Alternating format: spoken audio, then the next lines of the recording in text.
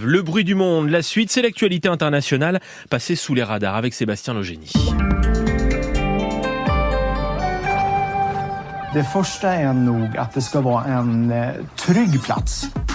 Sébastien, ce qu'on entend là, c'est une pub pour la célèbre enseigne d'ameublement suédoise Ikea. Ikea accusé d'avoir fait fabriquer une partie de ses meubles en Biélorussie. Et cela jusqu'à la guerre en Ukraine. Accusation grave portée par nos confrères du site d'investigation Disclose qui ont enquêté sur les liens entre Ikea et la dictature d'Alexandre Loukachenko. Et selon eux, d'après des dizaines de témoignages, l'analyse de centaines de documents comptables, plusieurs fournisseurs d'Ikea en Biélorussie ont recours au travail forcé dans les prisons, dans des colonies pénales biélorusses. Ces prisons abritent en effet souvent des camps de travail où sont détenus plus de 1000 opposants au régime et dans lesquels se pratique la torture et les privations de nourriture ou de soins, extrait de l'enquête de Disclose. Notre enquête dévoile que le géant du meuble s'est fourni auprès d'au moins 10 entreprises biélorusses ayant recours au travail forcé dans les prisons du pays.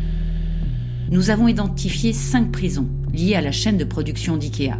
Pourtant, dans son cahier des charges, le géant des meubles affirme « Il n'y a pas de travail forcé ou de travail pénitentiaire ».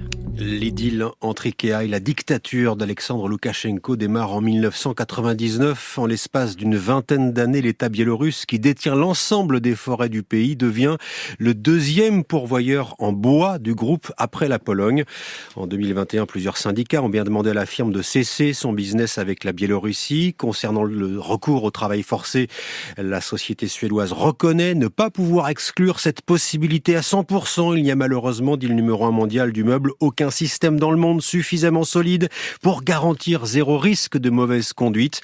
Le problème s'était déjà posé en 2012. À l'époque, l'entreprise avait été contrainte d'admettre le recours au travail forcé de prisonniers politiques en RDA dans les années 70 et 80. Direction l'Italie maintenant, où une célèbre nonne fait encore parler d'elle. Il s'agit de sœur Cristina Scuccia. Cette religieuse italienne avait remporté la version transalpine de The Voice. C'était en 2014.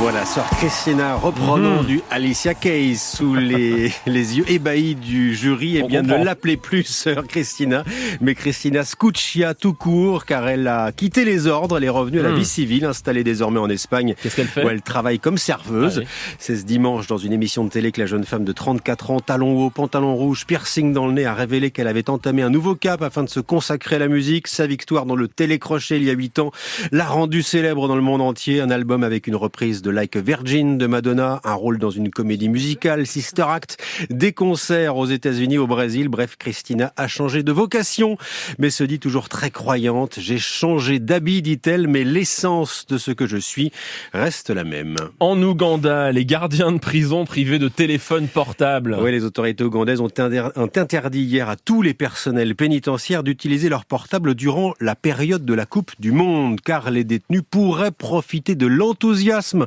entourant la compétition pour organiser des évasions.